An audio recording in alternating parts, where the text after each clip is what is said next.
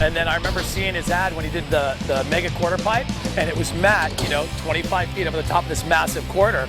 And my first reaction was, this has got to be Photoshopped. I remember I was doing a show in Oklahoma, and one of his buddies brought him to our show.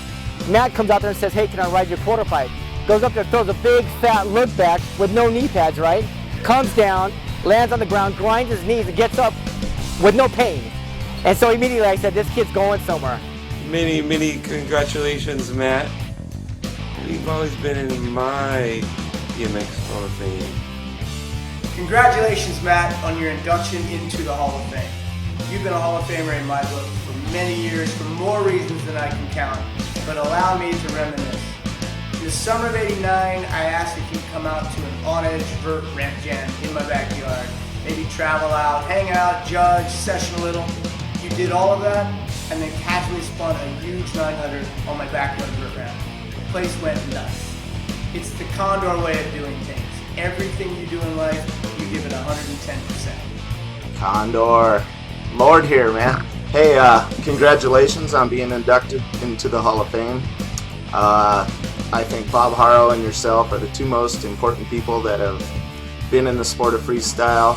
I know you have paved the path for tricks that are just now being standard 20 years after you first did them, which is amazing. Congratulations on this award, well deserved. It's something that you've proven over and over and over. You're well deserved of this. I know you always are real modest about your riding, real modest about all the people that have come before you, so you couldn't be where you are today without those people. But we all appreciate that, but congratulations, well deserved. Matt, congratulations on your induction to the Hall of Fame. It's pretty much a given that you're going to get it, and definitely very well deserved. I've always liked in you that you stick to your roots of BMX, and that you're always thinking of the sport from a rider's point of view. It's a great thing, man. Riders definitely need it. As a rider, I was never impressed with what everybody else saw in you, because I was already doing it first. Just kidding. In reality, I've always been impressed with what you've done. Your creativity definitely inspired me. It's been uncomparable to anybody, where you've assisted the sport in going, man. It's been great. Our next inductee is Matt Hoffman. He defied gravity. He defined a generation. Matt Hoffman will be presented by Eddie Fiola. Eddie, are you ready? All right. This is Hall of Famer Eddie Fiola.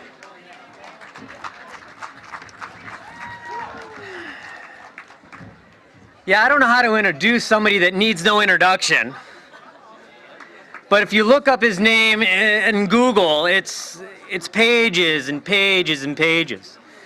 There is a couple things that, if you think about over 100 times being knocked out, broken over 60 bones, only one name comes to mind. In 1993, he was actually technically declared dead, and there's only one guy. So let's give a real big round of applause for Matt Hoffman.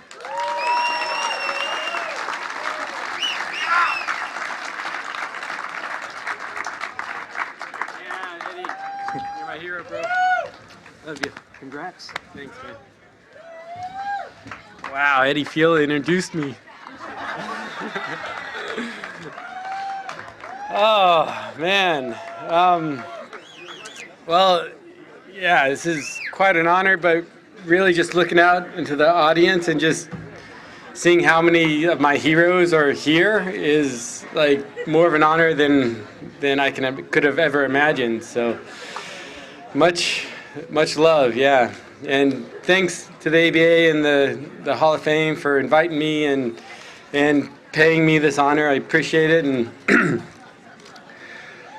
so I was on the plane. I realized I'm gonna have to say something. So I was like, I need to like think about it. And so I was thinking about like kind of what got me here and really what freestyle means to me. And so I wrote something down to make it a little easier on myself and you guys probably too. Growing up, I was given more freedom than most typical kids. I was a country boy, and there's mostly live and learn in the country. I had to adapt to the go for it or get out of the way, do or die attitude inspired by my mom and dad. They gave me the freedom to live my dream and tougher brothers and sister to cross-train and condition me for my future dangerous and sometimes painful endeavors. I've always been drawn to being an outsider, and BMX came to me and gave me the world which that didn't matter. It was a world misfits fit, freestyle. It gave me complete independence and formed my identity. It was a sport with limitless freedoms to create with. The whole essence was yours to define. It was something you couldn't just learn, you had to be.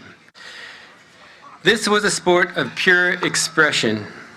Sport with the freedom of art, putty in my hands. The rules were unwritten and were meant to stay that way. It was about creating just for the sake of creating. Growing up on my bike showed me my virtues and faults and has given me a world to live free from compromise. It's taught me commitment and dedication. It's kept me humble by always offering me a new challenge. It's shown me if you want to live, you have to take chances. It's taught me I have to work hard to play the way I love and to go for my visions and dreams no matter how radical, even if I'm the only one that believes in them.